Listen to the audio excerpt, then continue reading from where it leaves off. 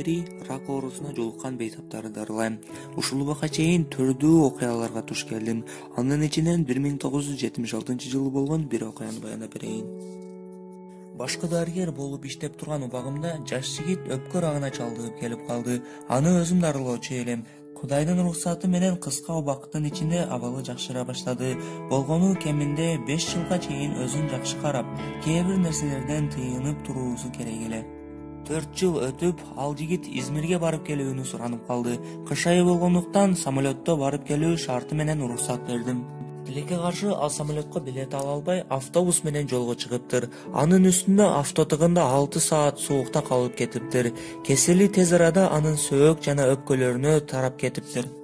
Бир жолу үйүнө барганымда, доктор, мен сизге абдан нааразымын деди. Эмне үчүн деп сурадым. Сиз дандар адам экенсиз. Эмне үчүн мага да Аллахты, өлүмдү, акыретти түшүндүрүп бербедиңиз? Анын мындай суроолорунан бир аз ыңгайсыз боло түштүм. Жигиттин көңүлүн алуу үчүн аракет кылып, доктурга ар кандай абалда акчасын берип, дарылана бересиң.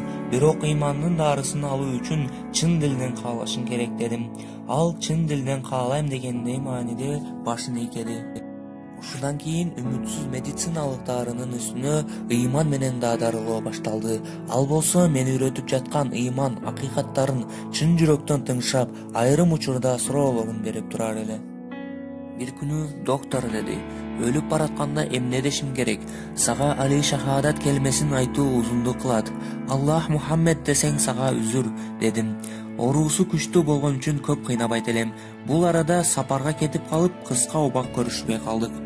Кайтып келгенимде апасы коңгуроо кылып, балам бир жумадан бери укол албай жатат деди.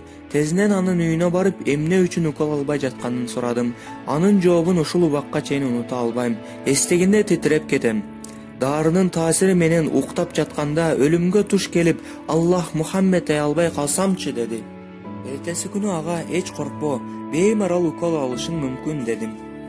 Жигит бул учурашуубузда акыркы суроосун берди. Доктор, Азраил мага кандай абалда көрүнөт? Уулум, Азраил алейхиссалам бир периште. Кыйналба, ал сага жакшы кепедеси менен келет, иншаллах деп жооп бердим. Шейшемби күнү жигиттин абалы оорлошкондуктан үйүнө көздөй жол тарттым. Бирок тилекке каршы аны менен амандашуу мага насип болбоду. Үй бүлөсү бүтүндөй ызы-чууга түшүп калган экен. Бир гана диндар карындашы мени көргөндө жаныма келип, анын соңку абалын айтып берди. Бир аз мурун үйдө бир мужиза болуп өттү. Агам кислородун чечип кыймылдаба дегенибизге карабай туруп даарат алды.